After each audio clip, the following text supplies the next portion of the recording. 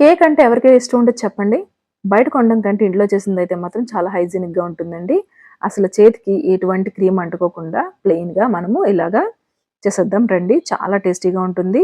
Sugar కూడా చాలా తక్కువగా ఉంటుంది. ముందుగా గ్లాసు పాలని ఇలాగా గిన్నెలో వేసుకొని ఒక అర గ్లాసుడు షుగర్‌ని కూడా అందులో వేసుకోవాలండి.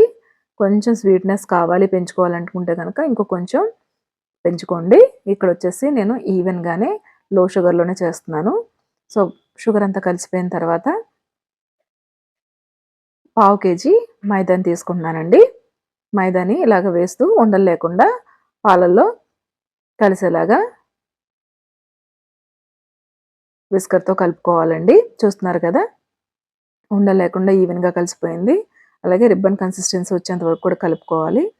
కొంచెం 2 చిటికెళ్ళు సాల్ట్‌ని కూడా యాడ్ చేసుకోవాలండి. అలాగే ఒక half table spoon baking powder, అలాగే హాఫ్ టేబుల్ స్పూన్ వచ్చేసి బేకింగ్ సోడాని కూడా ఇందులో వేసుకుంటున్నానండి.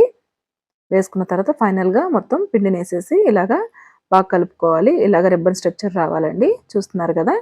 తర్వాత ఇందులో నేను జస్ట్ మనం పిండి తీసుకున్న గరిటెతోనే ఒక్క గరిటె అంటే 2 టేబుల్ స్పూన్స్ కోకోవా పౌడర్‌ని వేస్తున్నానండి. అలాగే చాక్లెట్ ఫ్లేవర్‌ని వేస్తున్నానండి. సో, కన్సిస్టెన్సీ అనేది కొంచెం టైట్ అయితే గనక పాలని నెమ్మదిగా యాడ్ చేసుకుంటూ మన రిబ్బన్ కన్సిస్టెన్సీ వచ్చేలా చూసుకోవాలి. ఇలాగా కట్ అండ్ ఫోల్డ్ మెథడ్‌లో దాన్ని మనము కలపాలండి. చూస్తున్నారు కదా! బాగా బేక్ అవుతుంది. స్పాంజీ లాగా వస్తుంది. తర్వాత ఇందులోకి పిల్లలకి బాగా ఇష్టమైన నట్స్ ఏవైనా వేసుకోవచ్చు. నేనిక్కడ కాజుని తీసుకున్నానండి. వాటిని చిన్న చిన్న ముక్కలుగా చేసుకొని నేను ముందుగా కేక్ బ్యాటర్ ఏదైతే రెడీ చేసుకున్నానో అందులో వేసుకొని కలిపేసుకున్నానండి. కలిపేసుకున్న తర్వాత ఫైనల్‌గా ఒక 3 టేబుల్ స్పూన్స్ వచ్చేసి ఫ్లేవర్ లేని ఆయిల్‌ని ఇలాగ ఇందులో వేసుకుంటున్నానండి. చూస్తున్నారు కదా! తర్వాత కేక్ మనం ఎందులో బేక్ చేయాలనుకుంటున్నామో ఆ వెజల్‌ని తీసుకొని ముందుగా కొంచెం నూనె గాని, లేదంటే నెయ్యి గాని, బటర్ గాని రాసేసి తర్వాత కొంచెం అంత మైదా పిండి కూడా వేసేసి ఈవెన్‌గా ట్యాప్ చేసేసుకోవాలండి. సో, అంచులనేది అంటుకోకుండా కేక్ అనేది మనకి బేక్ అయిన తర్వాత ఈజీగా రావడానికి. తర్వాత మనం ప్రిపేర్ చేసుకున్న కేక్ మోల్డ్‌ని ఇందులో వేసుకోవాలండి. చూస్తున్నారు కదా! నెమ్మదిగా అందులో వేసేసుకుంటే గనక మనకి రిబ్బన్ కన్సిస్టెన్సీ అనేది ఈజీగా కనబడుతుందండి. సో, మనము కన్సిస్టెన్సీ చాలా బాగా మెయింటైన్ చేసామని అర్థం. ఇలా వేస్తున్నప్పుడే వాళ్ళకి పిల్లలందరూ కూడా పక్కన కూర్చొని నోరు ఊరిపోతుందనేసి అంటున్నారండి. సో, పిల్లల హడావిడి మామూలుగా ఉండదండి కేక్ చేస్తున్నామంటే మాత్రం. ఈవెన్‌గా ట్యాప్ చేసుకోవాలండి. పైన కూడా నేను జీడిపప్పుతో గార్నిష్ చేసేసుకుంటున్నానండి. చూస్తున్నారు కదా! వాళ్ళ హెల్ప్ కూడా ఉంది. వాళ్ళు కూడా ఈ కేక్‌ని గార్నిష్ చేస్తున్నారండి. ఇలా గార్నిష్ అయిపోయిన తర్వాత ట్యాప్ చేసుకొని ముందుగా ప్రీహీట్ చేసుకున్న వాండిలో పెట్టేసుకోవాలండి. చూస్తున్నారు కదా! ఈ విధంగా పెట్టేసుకొని మూత పెట్టేసుకుంటే 35 నిమిషాల్లో మనకి కేక్ అనేది బేక్ అయిపోతుంది.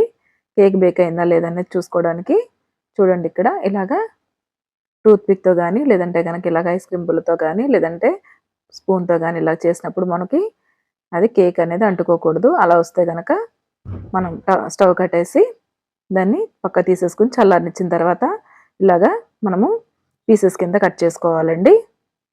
చూస్తున్నారు కదా! చాలా బాగా వచ్చిందండి కేక్ అయితే మాత్రం. స్వీట్‌నెస్ కూడా చాలా బావుంది. స్వీట్ లెస్ స్వీట్ పెద్దవాళ్ళు, చిన్నవాళ్ళు అందరూ తినొచ్చు. అసలు ఒక్క పీస్ కూడా వేస్ట్ అవ్వలేదండి. అసలు మనము ఏదన్నా ఫంక్షన్‌కెళ్ళినా లేదంటే ఏదైనా బర్త్‌డే పార్టీ అయినా కేక్ తెచ్చినప్పుడు ఏంటంటే సగానికి సగము మనకి ఆ ప్లేట్‌కి ఆ బేస్‌కి అంటుకుపోయి ఉంటుంది. అండ్ అలాగే పైన పెట్టిన డెకరేషన్ ఫ్లవర్స్ అవి కూడా చాలామంది వేస్ట్ చేసేస్తూ ఉంటారు. అసలు ఇక్కడ చిన్న పీస్ కూడా వేస్ట్ అవ్వలేదు. పిల్లలు చాలా చాలా ఇష్టంగా తిన్నారు. చాలా స్పంజీగా కూడా వచ్చింది.